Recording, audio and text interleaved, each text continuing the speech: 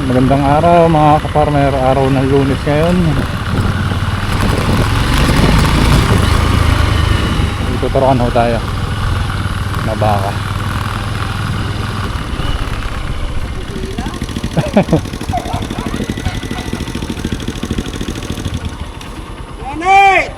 Din sa inyo. Nagpatanim kayo? Pumpay. Nakalimang harvest. Pumpay. Yung kinakain ng mga, pero hindi ko naman masyadong pinasusubuan. Baka muna ng ilong, ang pang ilong.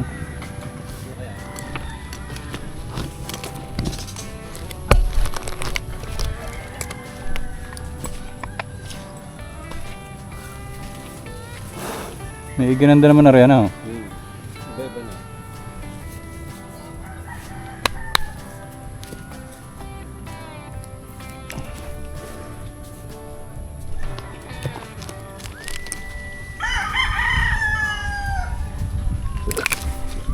Ay, isa pa.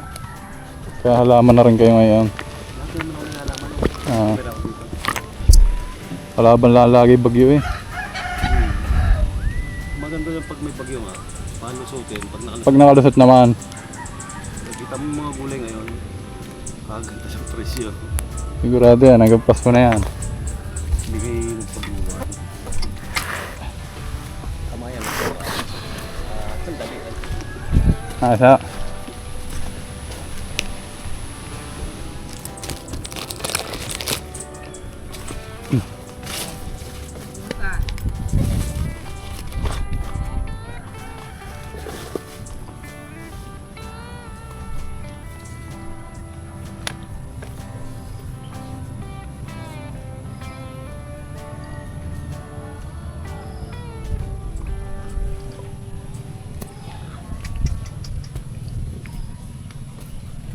Bite ko nga ito. Hindi malikot. Saka ito lang nakahawakan ko eh. Yung dalawa. Dalawang Yun lang, ayaw mo.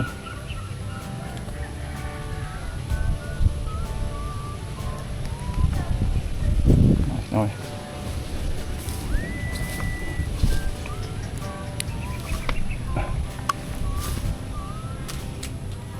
Ito na. Nakakawa eh. Dalawang araw na tibin. Yo, pinaturuan ko muna. Nakakabawi na yan. Yun na. Wala na. Baka madali.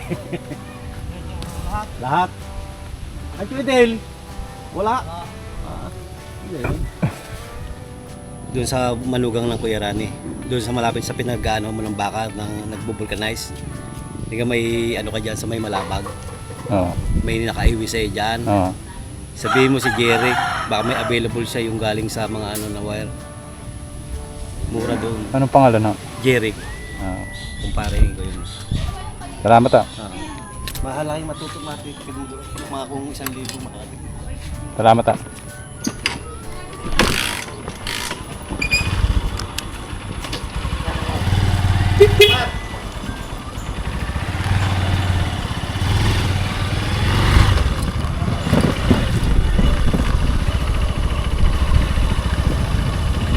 Eh mga ka-farmer, ayos na. Pabalik na tayo. Sana iwag umulan.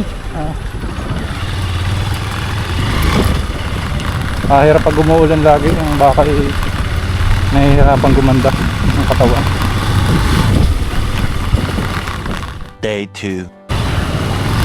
Yan, magandang araw mga ka-farmer. Alanganing araw ito. Araw pa lang ng Miyerkules ngayon. Kami magbebenta na ng baka pang dadagdag sa ano, pampagawa ng bahay. Papagawa ko ng bahay. Kaya daw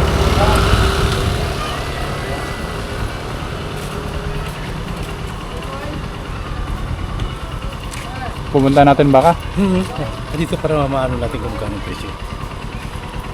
Ikaw usap na kaya. Wala pa at hindi pa ako na ano. Saka ang Bata pa rin ang binili yan eh. sa kaya naman ay hindi ko na pinagpakain itong bandang huli eh. Hayupin pa. Nung matutong kumain, pinabayaan ko na siya. Maganda nga ibentaran ka rin ng hayupin at mahal-mahal. Tingnan yung maigi. Sipatin na natin ng maganda.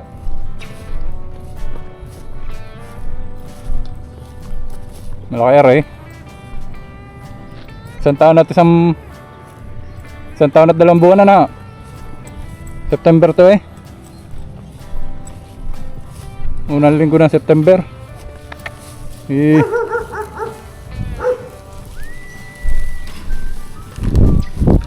Ano ang basa niya, tatay? Hindi bababa na 80 yan. Yung isa'y pasok na pasok sa 60.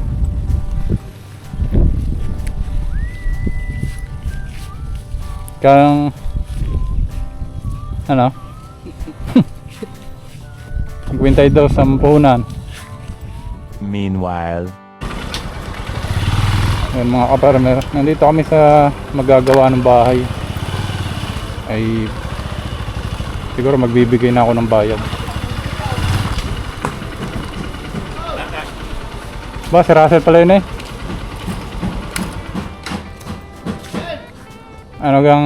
Magkano gang kailangan? 600. Ganda. Yung magkano yung sa palagay mo na pamili na? Wala pang total yun yan. Wala total. Eh di may resibo yun ah. Oo nga. Wala pa naman. Chat ko na lang. Ay di sabihin na rin kung Magkano kailangan sa madal yung bibili? hindi, kung babalik ka, kung Ay, ano. pwede naman kung meron rin. Ay, Malaking kaluwagan sa akin. magkano kaya? Tingin ako po. Sabi ko siya.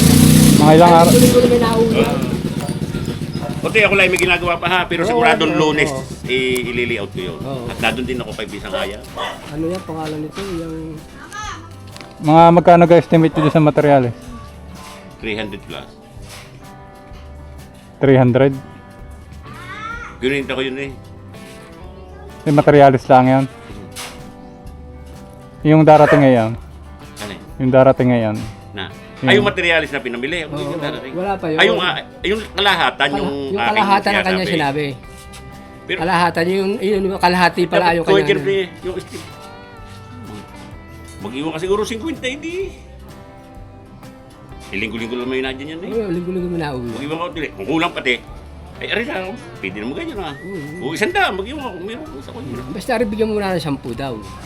Yung babayaran natin materialis, edi